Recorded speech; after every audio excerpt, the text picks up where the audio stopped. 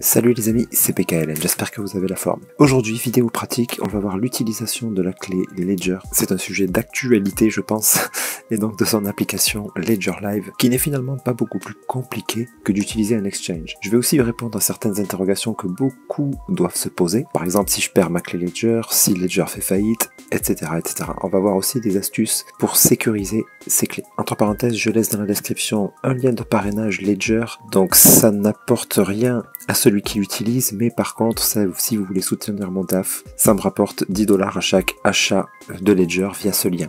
Donc n'hésitez pas à partager aussi le vôtre en commentaire, hein. Ça n'apporte, comme je disais, rien au filleul, mais voilà, un petit peu d'entraide. Ça coûte rien d'utiliser un code parrainage que vous trouvez dans un com ou que vous trouvez sur une chaîne, peu importe laquelle. Et voilà, vous faites plaisir à quelqu'un et peut-être que quelqu'un vous le rendra quand vous posterez votre lien de parrainage. Dans tous les cas, moi je fais toujours ça à chaque fois que, soit que je m'inscris sur une plateforme, ce qui n'est plus le cas aujourd'hui d'ailleurs, mais chaque fois que je me suis inscrit sur une plateforme ou que j'ai acheté un Ledger ou ce genre de truc, j'utilise toujours un lien de parrainage, même de quelqu'un au pif, au hasard. Je cherche toujours parce que voilà, ça coûte rien et on est un petit peu tous dans le même bateau, donc un peu d'entraide, ça fait plaisir. Avant ça, bien sûr, si t'es pas encore abonné à la chaîne, je t'invite à le faire. N'oublie pas d'activer la petite cloche pour ne pas rater les prochaines vidéos. Un petit comme, un petit like, ça fait super plaisir. Et allez, suis-moi, c'est parti.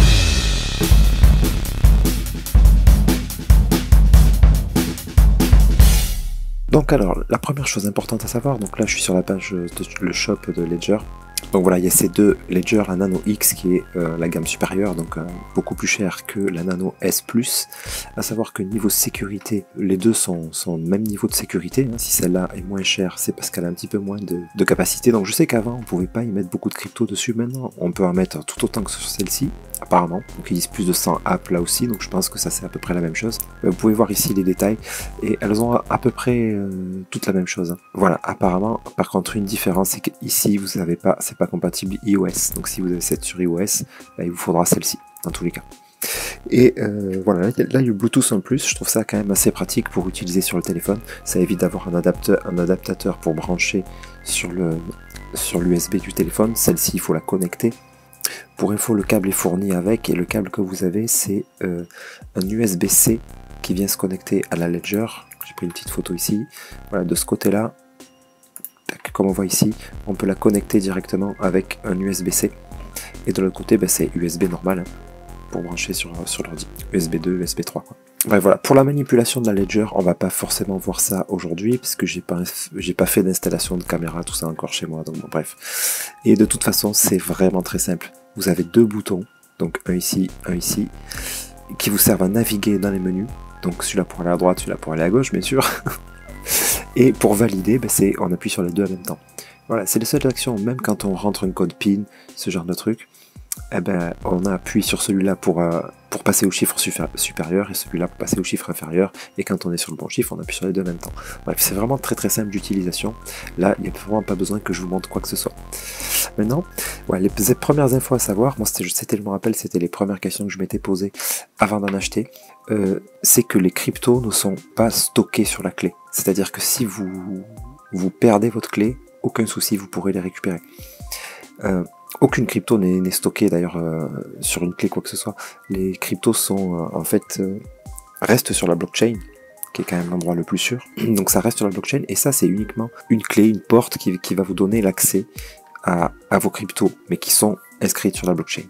Donc voilà, vous perdez votre clé de la même façon que dans un wallet. Quand dans un wallet vous avez des cryptos, si vous changez d'ordinateur, vous réinstallez le wallet avec votre seed phrase, donc c'est la clé, ça qui va vous donner accès à vos cryptos, donc c'est ça qui va être très très important de ne surtout pas perdre. Avec votre seed phrase, ben, vous pourrez retrouver vos cryptos que sur quelque ordinateur que vous soyez, ou que vous soyez dans le monde, etc. Donc c'est ça qui va être très important. Et en termes d'utilisation de votre Ledger, ça va se passer exactement comme les wallets que vous avez, que ce soit MetaMask ou Phantom ou Trust Wallet, peu importe.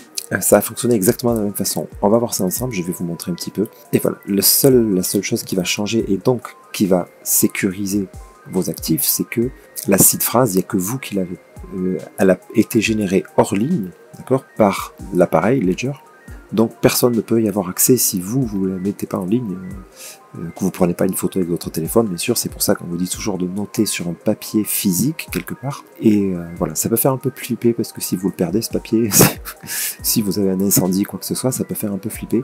Et laisser un papier avec une petite phrase à côté de votre ordinateur, ça peut être dangereux si vous avez un cambriolage, quoi que vous ayez. Ça peut être dangereux, donc on va voir aussi un petit peu comment sécuriser ça, quelles sont les différentes possibilités, les idées que moi j'ai eues en tout cas. Autre question aussi qu'on peut se poser, c'est si par exemple Ledger fait faillite. Ah ben j'ai envie de vous dire, aucun souci en fait. Donc qu'est-ce qui se passe? Peu importe, enfin j'ai envie de vous dire, si vous achetez un ordinateur, je sais pas, un Mac, demain Apple fait faillite, bon, votre Mac sera plus mis à jour, vous n'aurez plus accès à tout ça, mais votre ordinateur il fonctionnera tant qu'il n'aura pas cramé quoi en fait. Donc ça va être pareil pour la Ledger, c'est-à-dire que admettons demain Ledger fait faillite, vous prenez les dispositions, vous rachetez, soit vous transférez, si vous avez peur de perdre votre Ledger et que vous puissiez pas, ou qu'elle fonctionne plus, et que vous puissiez pas la remplacer puisque l'entreprise n'existe plus, vous avez quand même le temps vous pouvez l'utiliser tant qu'elle fonctionne et vous pouvez transférer ces fonds vers d'autres wallets ou simplement racheter un système de type Ledger, il en existe d'autres, et transférer vos fonds sur ça et puis vous balancez votre Ledger, etc. quoi, par exemple. Donc voilà, ça c'est pas un souci non plus, donc les fonds sont vraiment sécurisés. Et puis voilà, concernant la seed phrase, il existe déjà des trucs pour sécuriser. Moi j'ai ça c'est vraiment pas mal. C'est-à-dire que vous allez rentrer ici tous vos mots. En fait, c'est un moyen de sauvegarder. Et ça, c'est un acier inoxydable. C'est vachement lourd ce truc. Un petit peu plus gros qu'une carte de crédit. C'est un petit peu plus gros quand même. Et voilà, c'est assez épais, assez lourd. Vous avez les 12 premiers mots d'un côté. De l'autre côté, vous avez les 12 suivants. Donc en tout, ça fait 24 mots qui seront générés donc, par votre Ledger. Et vous avez des plaquettes avec des petites lettres. On ne les voit pas là-dessus, non, on ne les voit pas. Vous voyez une petite vidéo là qui vous montre ça. Donc vous avez une plaquette avec les petites lettres, donc c'est assez long à tout rentrer là-dedans, mais voilà, c'est vachement bien quoi. C'est vachement bien, ça résiste au feu, à l'eau, à tout. Ça résiste à tout. Donc pourquoi pas avoir un truc comme ça, le mettre dans un coffre-fort. Voilà, c'est une première suggestion pour vraiment avoir quelque chose de très sécurisé. Pourquoi pas dans un coffre à la banque, bref, tout dépend en fait les montants que vous avez. Si vous avez 200 balles sur votre Ledger, bon c'est pas très grave, mais si vous avez vraiment des grosses sommes, oui, ça peut être intéressant de mettre ça dans un coffre à la banque, dans un coffre que vous avez chez vous. Voilà, vraiment de le sécuriser, de bien réfléchir à quel endroit vous le mettez. La deuxième chose à laquelle j'ai pensé, pour sécuriser ça aussi, c'est simplement de lire les mots tous les jours. Et de les apprendre par cœur en fait. Vous les lisez, c'est quand même vite fait quoi. Vous les lisez, voilà, une fois chaque jour, faites ça, tous les jours, ça prend 30 secondes, et vous allez finir par les retenir, hein, même si ça prend 6 mois, non, selon la mémoire que vous avez. Donc ça peut prendre du temps, mais bon, ça vaut le coup, ils sont toujours dans un coin de votre tête et il n'y a que vous qui les connaissez. Par contre, juste les mémoriser, ça suffit pas, je pense que c'est bien d'avoir un truc comme ça dans un coffre, quoi. Mais voilà, parce qu'au début on pense pouvoir les retenir, etc. Admettons, un jour vous les avez vraiment par cœur, puis vous décrochez du système de crypto, vous laissez tomber, et puis 5 ans, 7 ans, 8 ans, 10 ans plus tard, vous vous rendez compte, vous entendez parler de crypto, vous vous rendez compte qu'il vous restait, je sais pas, quelques Shiba que vous aviez acheté, vous avez quelques millions de Shiba et d'un coup vous apprenez que le Shiba est monté à $1. Vous voyez ce que je veux dire? C'est peu probable sur Shiba, mais voilà, qui sait? Voilà, juste la mémoire ça suffit pas, je pense que garder ça dans un coffre c'est quand même plus sûr. Autre chose à quoi j'ai pensé, c'est de noter votre seed phrase, d'une manière que vous seul connaissez, c'est-à-dire, pour faire simple, par exemple de mettre les mots à l'envers, d'enregistrer le mot numéro 1 en 24, numéro 2 en 23, etc. Vous l'enregistrez à l'envers, c'est-à-dire que la personne qui ne le sait pas, elle va rentrer les mots, elle tombera pas sur votre toilette, quoi. Bon, juste les mettre à l'envers, je pense que c'est un peu évident. Moi, personnellement, j'ai braqué 24 mots, si dans un sens ça marche pas, je vais essayer dans l'autre sens. Ça peut être un système un peu plus complexe que vous seul connaissez, et que, ne serait-ce qu'inverser que 2 mots, 2-3 mots, allez, vous inversez 2-3 mots, vous le savez, le premier, le dernier, et les 2 du milieu. Ça peut paraître très simpliste, mais quelqu'un qui ne sait pas, est-ce qu'il va imaginer que vous avez inversé que 2 mots? Et s'il se dit que vous les en avez inversés, il peut penser que vous les avez tous inversés. Ça va lui demander un temps énorme avant de trouver le truc, sauf s'il a vraiment un gros coup de bol, du premier coup il tombe dessus, mais c'est impossible en fait. Il va se dire ces mots-là, ils n'existent plus, c'était un ancien wallet qui n'existe pas, je sais pas, enfin bref. C'est quand même très sécurisant ça. C'est des petits trucs tout bêtes. Moi j'ai pensé à ça. Ah oui, petite parenthèse, ici vous voyez, vous aurez que 4 lettres. Vous voyez, vous aurez 4 lettres pour le mot 1, 4 lettres pour le 2, 4 lettres pour le 3, etc. Vous n'aurez pas les mots en entier. Mais ça n'a aucun souci, parce que ces mots générés aléatoirement, ils sont générés sur une base de, je crois que c'est BIP39, la norme. BIP39, ouais c'est ça, Word List. Donc c'est une liste de 2048 mots. Voilà, vous pouvez voir la liste ici. Et c'est généré aléatoirement. Il peut y avoir plusieurs fois le même mot dans la phrase, dans la petite phrase. Donc, et vous pouvez regarder, vous n'avez jamais les 4 premières lettres en commun. Vous en avez parfois 3, comme là, series, service. Mais par contre, à partir du moment où vous rentrez la 4e lettre, il reste plus qu'un seul mot de possible. Donc quand vous rentrez pour une récupération, vous rentrez les 4 premières lettres et vous tombez forcément sur le bon mot. Ils vous proposeront le bon mot. Ok, donc voilà, pas d'inquiétude pour ça. Voilà, c'est très bien pensé ce truc-là. Alors ensuite, à l'utilisation, comment ça fonctionne? Parce que oui, c'est vrai que les plateformes centralisées, tout ça, c'est bien, c'est pratique.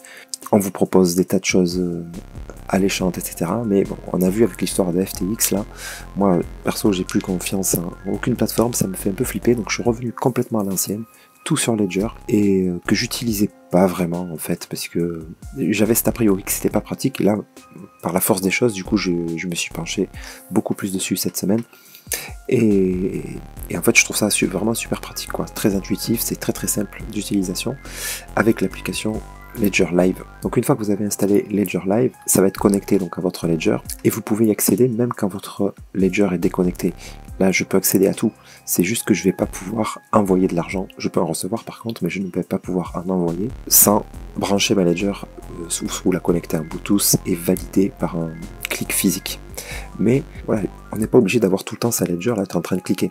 Vous voyez, c'est que quand on va avoir besoin d'acheter ou de dépenser de l'argent ou d'en transférer, etc. Ça va être que dans ces moments-là. Tout le reste du temps, vous l'utilisez tout à fait normalement. Et ça se présente, bon ici vous voyez un petit peu les pourcentages de ce que vous avez sur votre Ledger. Vous verrez pas tout, vous verrez pas ce que vous avez envoyé dans la finance décentralisée bien sûr. Vous verrez pas tous les jetons, par exemple sur la blockchain Solana, j'ai d'autres jetons, enfin en tout cas sur ce wallet là, j'ai d'autres jetons qui n'apparaissent pas ici. Donc ça peut faire un peu flipper, mais vous pouvez le consulter de toute façon sur Phantom, votre compte Ledger, hein, vous pouvez le consulter. Donc je vais vous montrer tout ça. Et là vous verrez que les jetons apparaissent bien. Ensuite vous avez un marché ici avec les prix, etc. Vous pouvez faire du swap, acheter. Donc finalement c'est quand même très pratique et c'est pas beaucoup plus compliqué qu'un exchange, quoi. Donc pour acheter par contre, voilà, il va falloir faire comme ça et vous allez devoir acheter par MoonPay, Conify, BTC Direct, Wire, etc. Enfin voilà, c'est si vous êtes aux États-Unis. Et du coup ça demande aussi un KYC par contre. Donc ça c'est, de toute façon on ne pourra pas y échapper à l'avenir, je pense, donc à le faire sur une plateforme centralisée ou là, bah, c'est pareil quoi en fait, hein. Peu importe. Et par contre ça va vous permettre aussi, vous pourrez récupérer votre argent directement, le transférer à la banque aussi, quand vous faites des ventes. Donc pour ça il faut créer un compte Coinify, etc. En termes de, comment ça s'appelle, de frais, j'ai l'impression que Coinify est un petit peu mieux que MoonPay, mais je suis pas sûr. C'est similaire, hein. C'est-à-dire que les frais sont assez élevés, il y a un minimum de 4,99€. Donc si vous faites des petits achats de 50 balles, ça vaut pas le coup. Voilà, c'est le seul inconvénient. Par contre, moi je vais utiliser ça pour ce qui est de mon DCA sur Ethereum. Voilà, là je vois mes comptes ici. Je vais utiliser ça pour le DCA sur Ethereum parce que si de toute façon vous achetez sur une plateforme pour vous le transférer immédiatement, ben, rien que les frais de transfert, ça revient largement aux 4,99€ que vous payerez. Donc voilà, de toute façon j'en possède que note là pour l'instant parce que j'ai pas encore tout transféré. Il faut que je recentre un peu mes wallets puisque j'en avais 36 000, là je retrouve un peu même des vieux coins que j'avais complètement oubliés. Bref, autant vous dire qu'en cette période de bière ils valent plus grand chose. Là vous avez Discover, voilà, avec différentes présentations en fait, notamment Binance, etc. Là vous pouvez envoyer enfin des coins en fait. Voilà, vous choisissez votre compte et vous pouvez envoyer à une adresse. Donc là ça demandera à valider sur l'appareil Ledger, donc là, il faudra qu'il soit connecté, recevoir l'appareil. Alors pour afficher l'adresse il faut connecter aussi le Ledger. Vous voyez, à chaque fois qu'il y a marqué appareil, en fait, il faudra le connecter. Mais si vous connaissez votre adresse, vous pouvez directement l'envoyer, bien sûr. Et ça, vous pouvez le voir aussi sur MetaMask. Je vous montrerai ça aussi tout à l'heure. Quoi d'autre? Acheter et vendre, ben voilà. Swap, vous pouvez swapper d'une blockchain à l'autre. Apparemment, ça doit faire donc... il doit y avoir un bridge intégré. Donc c'est quand même bien fichu. Il va y avoir une carte aussi, par Ledger. Moi, j'ai pas envie de me loguer. Enfin bref, une carte bancaire, en tout cas, pour l'instant, elle n'est pas disponible en France. Je crois que c'est que dans UK, là, dans United oh merde, Royaume-Uni, voilà. À force de voir les mots en anglais, on les connaît même plus en français, ça craint. Bref, et ici c'est My Ledger, donc là ça sera quand c'est connecté pour réinstaller les applications. Alors ça je vais peut-être vous le montrer quand même, parce que ça va, c'est comme ça que vous allez devoir démarrer. Alors, je connecte My Ledger, donc là il me demande de rentrer le code PIN. Voilà, donc là vous autorisez le logiciel à faire ça, voilà. Et là donc ça va fonctionner comme ça, vous aurez un catalogue d'applications, et là vous pourrez, il vous faudra installer tous ceux que vous souhaitez quoi, en fait, hein, pour pouvoir donc importer des Ethereum, des Bitcoin, etc. Donc vous avez une liste vraiment grande. Certains que vous verrez pas, admettons, moi j'avais du Gala. Et le Gala en fait il est sur la blockchain Ethereum, vous pouvez directement l'envoyer sur Ethereum. Vous n'avez pas besoin d'installer une application pour un jeton ERC20 quoi en fait. D'accord, donc là vous avez les plupart des blockchains. La plupart sont prises en charge par Ledger, les principales en tout cas. Certaines non, comme par exemple NIR Protocol. Il faut un wallet externe. Donc ça, je vais vous montrer comment ça fonctionne. Ça, c'est un peu pénible. Pour NIR, encore, ça va. C'est relativement facile à utiliser. Et je vais vous montrer ça. Par contre, pour d'autres cryptos, et moi, ça m'a permis de faire un certain tri dans mes cryptos. Par exemple, j'avais investi dans Kusama. Kusama. Voilà, comme vous, sans doute, toujours avec des hésitations. C'est dur, c'est très difficile à faire un choix. Ça m'a aidé à faire mon choix, ça, en fait. Tous les trucs où c'est vraiment galère d'avoir un wallet externe, j'ai laissé tomber. J'ai converti en quelque chose de plus simple. Par exemple, mes Kusama, je les ai convertis en Sandbox, puisque ça correspondait à peu près à mon prix d'entrée et la moins-value pour l'instant qu'il y a eu là récemment. Bah, il y a eu à peu près la même sur The Sandbox et il y a peut-être, c'est peut-être même encore un peu plus chotier sur The Sandbox. Donc ça revient au même que si j'avais investi directement sur le Sand, sans perte en fait. Voilà, c'est comme ça que j'ai calculé. Bref, et là c'est hyper galère pour faire un wallet Kusama. Ouais, c'est la misère quoi. C'est la misère. Et ça, j'aime pas trop ces trucs-là parce que je me dis quand même, ce qu'on attend des cryptos, c'est que ça soit adopté par le grand public et les choses trop complexes, c'est déjà assez complexe comme ça. Quand vraiment ça devient trop compliqué, ben voilà, ça fait porter mon choix vers d'autres choses, d'autres solutions qui sont quand même plus évidentes quoi. Bref voilà, une fois que vous avez installé tout ça, ça va vous demander de, comment dire, à chaque fois de valider sur la Ledger. Et à partir de là, donc, vous aurez votre portefeuille avec vos différents comptes, sur vos différentes blockchains, etc., etc. À savoir aussi que quand vous allez installer ça, avant d'installer Ethereum, enfin, si vous l'installez sans faire gaffe, c'est pas grave, de toute façon, tout va se refaire automatiquement, mais il vous faudra mettre à jour le logiciel de Ledger Live. D'accord, moi, il n'était pas à jour. Mais bon, vous avez là un gros carré orange qui vous dit qu'il faut le mettre à jour, vous cliquez dessus, mettez à jour, et puis c'est bon. C'est pas bien compliqué. Voilà, je crois que pour l'interface, on a fait le tour, il n'y a vraiment rien de bien compliqué, quoi. Et c'est même pratique, et je pensais pas que... Enfin, j'avais pas un souvenir, en fait, que c'était aussi lisible, aussi simple. Vous avez même une petite représentation de la courbe. Bon, là, par contre, pour faire une analyse là-dessus, c'est juste pas possible. Il faut... il faut regarder ça sur TradingView, toujours, hein. Voilà, vos comptes ici, je répète peut-être un petit peu, mais voilà, certaines blockchains affichent les tokens, d'autres non. Et dans tous les cas, ce qui est un staking quelque part ou quoi, bien sûr, ça n'apparaît plus là-dedans. Ok. Donc maintenant, comment ça s'utilise après sur la blockchain, une fois que vous voulez avoir accès à des services comme la finance décentralisée, etc. Ou un compte sur The Sandbox. Comment on va gérer tout ça? Ben, c'est hyper simple en fait. C'est de la même façon qu'avant, c'est-à-dire vous avez votre MetaMask et vous allez simplement faire ici, non pas ici, ici, connecter un portefeuille matériel. Ok. Donc vous connectez votre portefeuille matériel et votre portefeuille matériel, donc c'est votre ledger, va apparaître ici. Et vous l'utilisez exactement de la même façon. Vous pouvez même l'utiliser sans que l'utiliser, le consulter, envoyer des fonds dessus, puisque vous avez accès à votre adresse ici, sans même brancher votre ledger en fait. Par contre, si vous voulez envoyer des fonds ou faire du staking, tout ça, là où il faut connecter le ledger, évidemment, pour valider les actions. Et là, bon, bien sûr, ben, comme tout, comme toujours, MetaMask ne détecte pas vos autres jetons, il détecte que vos ETH par défaut. Donc même s'ils sont sur votre ledger détectés et tout, ici ils n'apparaissent pas. Il faut les importer manuellement, comme d'habitude. Ça, MetaMask, ils sont un peu, ils sont pas très à jour par rapport aux autres wallets. Voilà, comme vous pouvez le constater, j'ai commencé mon petit DCA sur ETH. Donc pour l'instant, j'y vais mollo parce que je pense que ça peut descendre encore. Enfin bref, on n'est pas là pour analyser aujourd'hui. Mais voilà, toujours est-il que Ethereum, pour moi, ça reste une valeur aujourd'hui, dans ces temps de crise, qui est assez sûre. Et pourquoi? Parce qu'on ne peut pas vous les bloquer, vos ETH, en fait. C'est complètement décentralisé, ça. C'est-à-dire qu'il ne peut pas y avoir quelqu'un qui va dire, ah ben, aujourd'hui, on arrête on bloque les retraits, les mouvements de ETH, comme ça a été fait récemment sur l'USDT. Il y a eu une histoire comme ça, là. Il y a une entité derrière l'USDT, c'est-à-dire que s'il y a un gros problème sur l'USDT et que vous voulez faire des transferts, qu'eux ils décident que non, ben, vous pourrez pas. Donc voilà, voilà, les ETH, on peut pas vous empêcher de faire ça. Donc pendant le beer, moi là, mon DCA va se porter surtout sur Ethereum et sur je sais plus quoi d'ailleurs, DOT, Elrond, Polygon, je sais pas encore, je vais voir. Après un peu plus risqué, voilà, il y a le Gala. Solana pour l'instant, j'y touche pas. Et donc voilà, quand vous avez des actifs donc qui sont pas visibles sur une blockchain, comme là sur le Solana, ben, la même chose que pour MetaMask, vous pouvez ici, là, hop, dans vos wallets, vous pouvez ajouter, connecter un portefeuille matériel. Et là, en fait, vous insérez vous le connectez donc à votre ledger et vous pourrez y accéder par là. Et bien sûr, il n'y a toujours aucun risque à faire ça puisque vos clés privées, comment dire, là juste vous le consultez, il n'y a pas vos clés privées là qui sont votre site phrase n'est toujours pas en ligne en fait, d'accord? Donc il faut bien, là où le compte est bien sécurisé, c'est quand il a été créé à partir de la ledger hors ligne.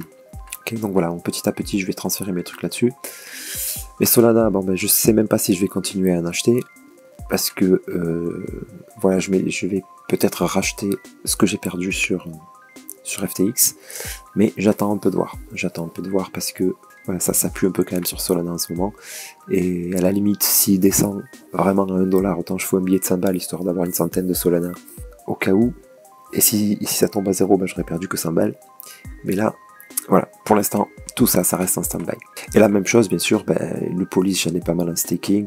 Donc là, il n'apparaît pas, bien sûr, ni sur la ledger. Mais au moins, on peut constater que on a bien nos jetons ici.